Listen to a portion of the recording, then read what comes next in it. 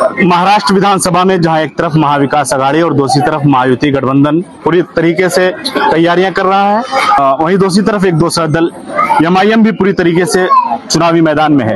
MIM Maharashtra में 16 सीटों पर विधानसभा चुनाव लड़ रही है और ऐसे में एमआईएम के बड़े नेता वारिस पठान भिवंडी पश्चिम से चुनावी मैदान में है। हमारे साथ बातचीत के लिए मौजूद हैं वारिस पठान जी। जिस तरीके का समीकरण है, जहां एक तरफ महायुति दोबारा सत्ता में वापस आने का दावा कर रही है, महाविकास आघाड़ी उसको रोकने का दावा कर रही है, और दूसरी तरफ एमआईएम भी पूरी तरीके से मैदान में है, आप भिवंडी पश्चिम से लड़ रहे हैं, तो ऐसे में क्या समीकरण दिख रहा है? ये समीकरण क्या है, हमारी पार्टी तो 16 सीट पे सिर्फ लड़ रही है पूरे महाराष्ट्र के अंदर। उसमें भिवंडी पश्चिम से मुझे मेरे कायद बैरिस्टर असदुद्दीन ओवैसी साहब ने फैसला लेकर मैं यहाँ से लड़ूं।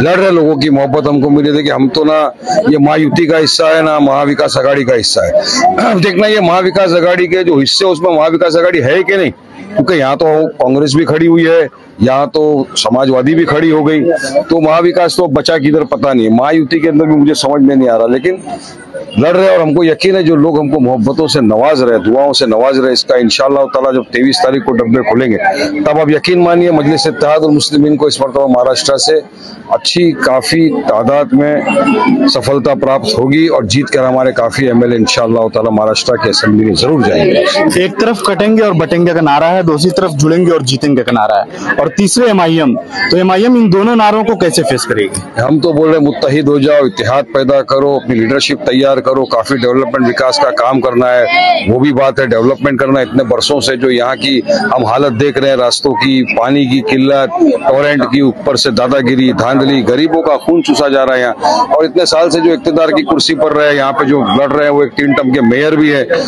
वो भी लड़ रहे हैं। तो पब्लिक तो सवाल कर रही है ना, जब मेयर हो के आपने यहाँ का रास्ता नहीं बनाया, पानी नहीं लाया, तो क्यों आए आप, क्या करोगे आप? तो जनता जनार्दन ने सबको जवाब दी। और एक तरफ हमारी पार्टी जो हर मुद्दों पे मसाइल पे आवाज उठाई, माइनॉरिटी के, मुसलमानों के, दलित भाइयों के, तमाम के, और जितने भी मसले मसाइल आता है उस पर आवाज तो आप सब देखते हुए एक ही शख्स उठा रहा है पूरे देश में, बैरिस्टर असदुद्दीन ओवैसी साहब। और अल्हम्दुलिल्लाह अकबर साहब की भी यहाँ पर सभा हुई, उसमें भी बहुत अच्छा रिस्पॉन्स रहा, लोगों को समझ में आई बात क्या है, क्यों आना चाहिए मजलिस के साथ। असद ओवैसी साहब की सभा हुई, उसमें भी पब्लिक को अल्हम्दुलिल्लाह समझ में आई कि वाकई में मजलिस एक ऐसी वाहिद पार्टी है जो हमारे मसले मसाइलों को हल कर सकती है।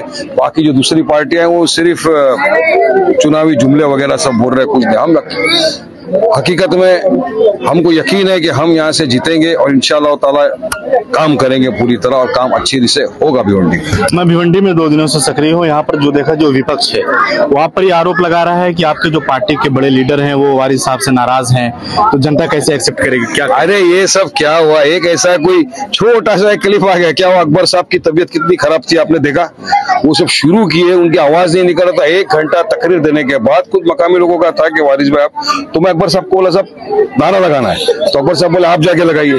अब ऐसा बोलना, और हार तो बोले पहन ही लिया, मैं हार तो पहना ना मेरे हाथ से, हार पहना, फूल पहना, तो ऐसा खाली बोलना उनका कि आप नारे लगवाई जल्दी, मेरी तबीयत बहुत खराब हो रही है। इन लोग ने बात का बतंगड़ बना दिया, कोई फर्क नहीं पड़ता। हमारी मोहब्बत पूरी भिवंडी ने देखी, पूरे देश को मालूम है कि जो शख्स मेरा नेता मेरे लिए 1 घंटा खड़े रहकर अपील किया, जो शख्स ने यहाँ पर खड़े रहकर भिवंडी की आवाम से खिताब किया, तो इनकी जल गई, इनकी हालत खराब है, सबके तमों में घबराहट हो गई, नींदें हराम हो गई, कुछ बीमार हो गए, घर चले गए, और कुछ ऐसा ही बैठ गए। तो सबको पता है, देखिए वोटर कार्ड, आधार कार्ड बनाने से तुम नेता लीडर नहीं बनते, फर्ज हमने भी बनाया, हजारों की तादाद में बनाया।